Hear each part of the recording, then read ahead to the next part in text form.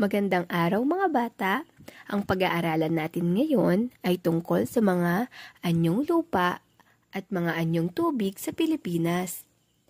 Araling panlipunan para sa ikatlong baitang. Narito ang mga anyong lupa. Una dito ay ang bundok. Ito ang pinakamataas na anyong lupa. Pangalawa ay bulkan. Ito ay isang uri ng bundok. Ito ay maaaring magbuga ng gas, apoy o mainit na putik at maaaring sumabog. Pangatlo ay ang talampas. Mataas na anyong lupa na ang itaas na bahagi ay patag. Pang-apat ay burol. Mataas na anyong lupa, ngunit mas mababa kaysa sa bundok. Panglima ay kapatagan. Mababa, malawak at patag na lupain na maaaring taniman. Pang-anim ay bulubundukin. Ito ay hanay ng mga bundok na magkakaugnay. Ikapito ay ang lambak. Mababang lupain sa pagitan ng bundok o burol.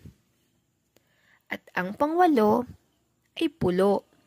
Maliit na anyong lupa na napapaligiran ng tubig.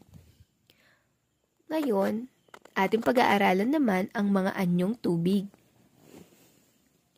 Una dito ay karagatan. Ito ang pinakamalawak at pinakamalalim na anyong tubig. Maalat ang tubig nito. Pangalawa, dagat. Malawak na anyong tubig na mas maliit sa karagatan. Pangatlo, ilog. Mahaba at makipot na anyong tubig na umaagos patungo sa dagat. Ika-apat, look. Nagsisilbing daungan ng mga sasakyang pandagat. Maalat ang tubig sapagkat nakadugtong ito sa dagat o karagatan. Sunod ay ang lawa. Anyong tubig na napapaligiran ng lupa. Matabang ang tubig nito. Sunod ay ang talon. Ang talon ay daloy ng tubig mula sa isang mataas hanggang sa mababang bahagi ng isang pook.